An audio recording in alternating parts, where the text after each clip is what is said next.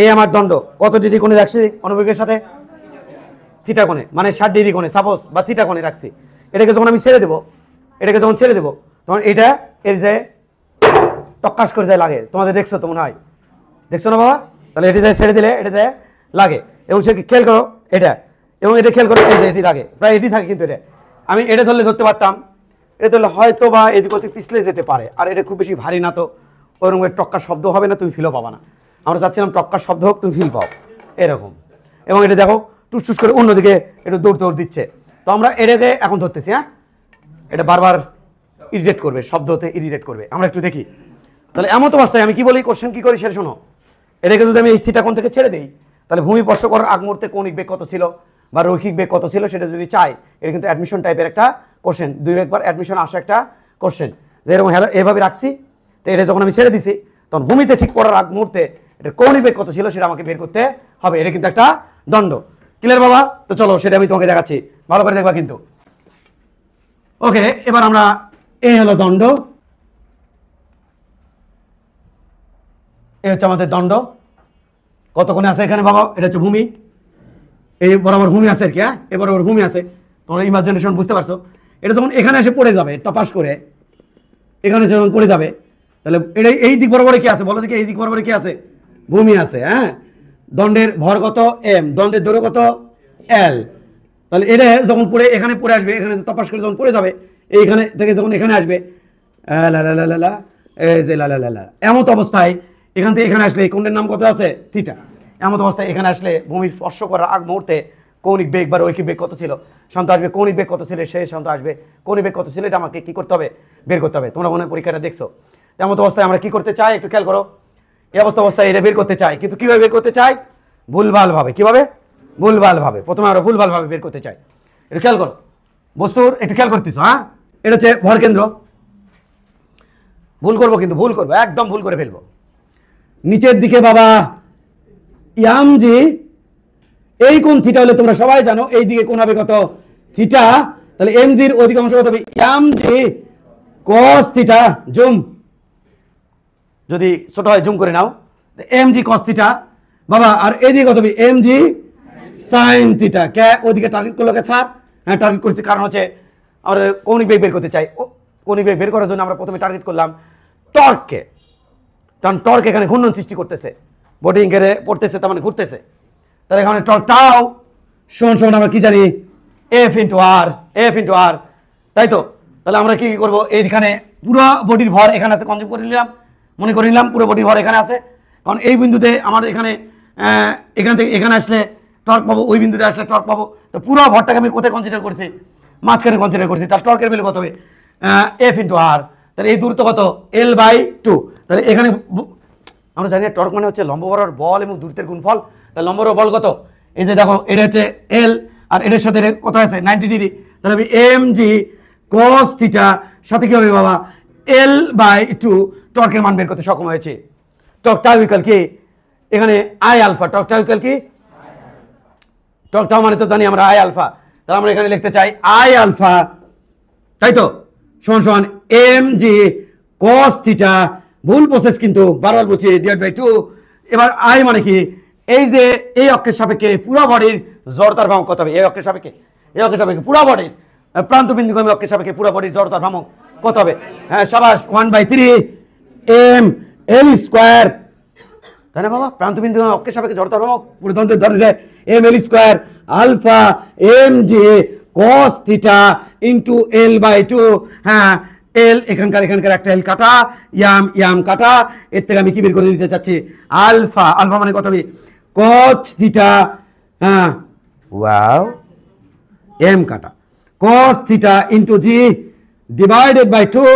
এখানে আছে 3, লাভ দেবো উপরে, ওই পাশে চলে যাবি, এল দিয়ে নিচে কি হবে? ভাগ হবে। আর তো কোনো কিছু দেখি না। ওকে, এটা কিসের মান বের হলো? আলফার মান। আমাকে চাচ্ছে ওমেগার মান। কিসের মান চাচ্ছে? ওমেগা। যে ভূমিতে পড়ার আগ মধ্যে ওমেগা কত হবে? এখানে ওমেগা আগে কি ছিল? স্থির ছিল না। তাহলে ওমেগা ইনিশিয়াল কত ছিল? ওমেগা ইনিশিয়াল ছিল 0। ওমেগা এখানে আসে ওমেগা ফাইনাল ইকুয়াল হোয়াট? পারলে ভুল ধরো তুমি। তাহলে এটা আমাদের কি হবে স্যার? আলফা বের করে নিচ্ছি। এবার আমরা অ্যানালজিতে করব।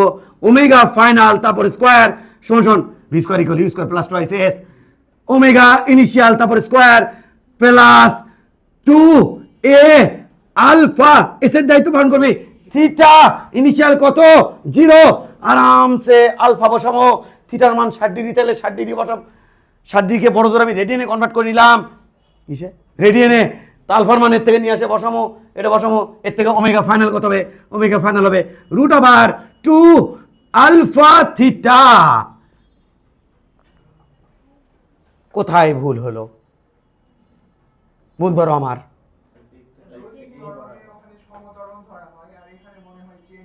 রাইট রাইট এক্সেপ্ট ছেলে অত্যাধিক ট্যালেন্ট আছে মারাত্মক ট্যালেন্ট ছেলে ইয়েস এই সূত্র শুধুমাত্র ভ্যালিড ফর ইউনিফর্ম অ্যাক্সেলারেশন সেটা হচ্ছে অ্যাঙ্গুলার অ্যাক্সেলারেশন বা লিনিয়ার অ্যাক্সেলারেশন যেটা বলো ইংলিশে হচ্ছে নাকি রৈখিক ত্বরণ বলো কৌণিক ত্বরণ বলো দুই ক্ষেত্রে সমকৌণিক থাকতে হবে সমত্বরণ থাকতে হবে কিন্তু এখানে বারংবার আলফা ডিপেন্ড অন থিটা যখন থিটার ভ্যালু কমেছে আলফার ভ্যালু কমে যাচ্ছে লা লা লা লা লা তাহলে যত এদিকে নামতে থাকবে থিটার ভ্যালু তত কি হচ্ছে কমেছে আলফার ভ্যালু কি হচ্ছে কমেছে তার মানে আলফা ফিক্সড না আলফা কি হতে হবে ইউনিফর্ম ফিক্সড হতে হবে সেটা বোঝা গেছে তাহলে এটা কি হয়ে গেল ভুল হয়ে গেল আমাদের এভাবে চিন্তাই করা যাবে না উজুং বুজুং দিয়ে এরকম করে আসবা হ্যাঁ ভুল আমার অঙ্ক মনের সান্ত্বনা হয়ে গেছে কিন্তু আসলে অঙ্ক হয়নি তাহলে এখান থেকে কিভাবে বের হবো স্যার শক্তির সংরক্ষণশীলতা নীতি থেকে আমরা বের হয়ে আসবো কি নীতি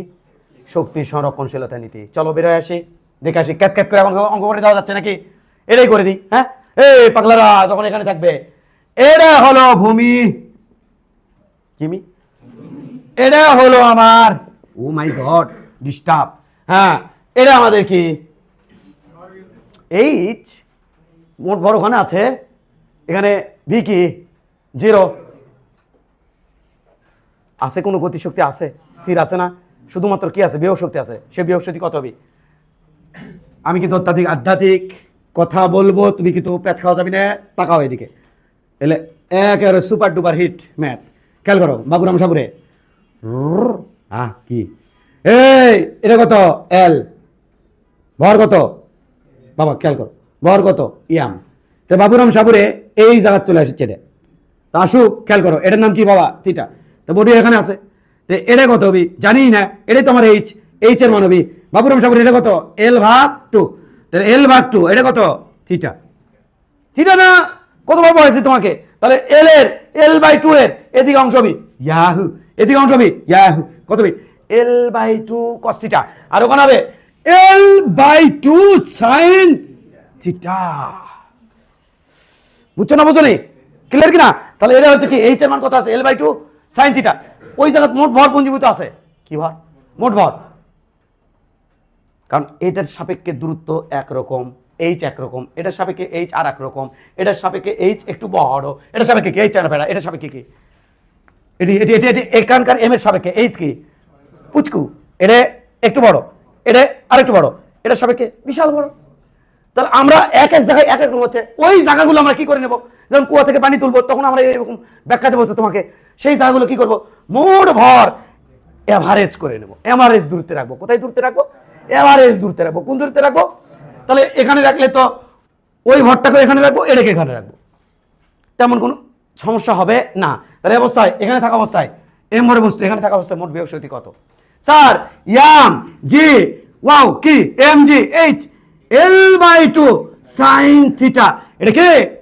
বিয়োগ শক্তি গতি শক্তি 0 যখন বস্তু এখানে আসবে আল্লাহ এই বেজলানির সাপেক্ষে হিসাব করতেছি তখন বিয়োগ শক্তি হবে 0 মোট কনভার্ট হবে কিসে গতি শক্তিতে গতি শক্তি মানে কত হাফ আরে না ঘোরাঘুরি যাচ্ছে না ট্রান্সলেট মোশন হচ্ছে না এ মোশন হচ্ছে না ইনকে করে যায় পড়ছে নাকি তাপাস না না ওটাই তো পড়ছে তাপাস তাহলে ওটাই ঘুরিচ্ছে ঘোরাঘুরি করতে কোন গতিশক্তি থাকে এ ওয়ান অ্যান্ড ওয়ানলি গতিশক্তি আছে নাম হচ্ছে ঘূর্ণন গতিশক্তি হাফ এম এর দায়িত্ব পালন করবে আই ওমেগা স্কয়ার খতম এই সেই ওমেগা যে ওমেগাতে পড়বে তাহলে বাবুরাম সাবুরে হলো ইয়াম যে L/2 sin থিটা সমান সমান half into 1/3 m L square omega square খতম ইয়াম ইয়াম একটা এল খুতাম।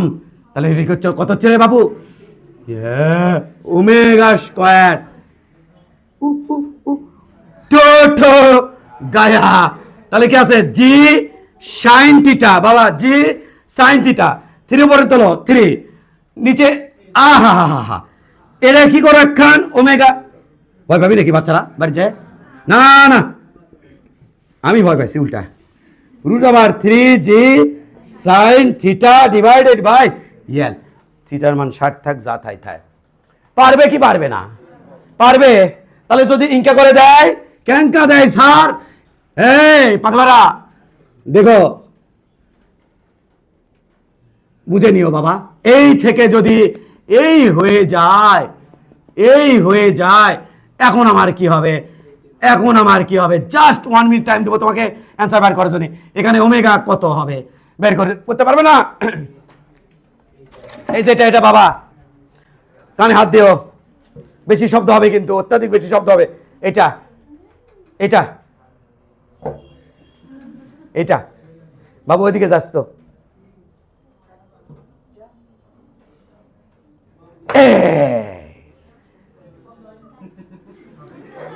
শব্দ নিয়ে হাতের তালু ফলাইছি, শব্দ হলে খুশি তুমি? এরকম আছে ঠিক।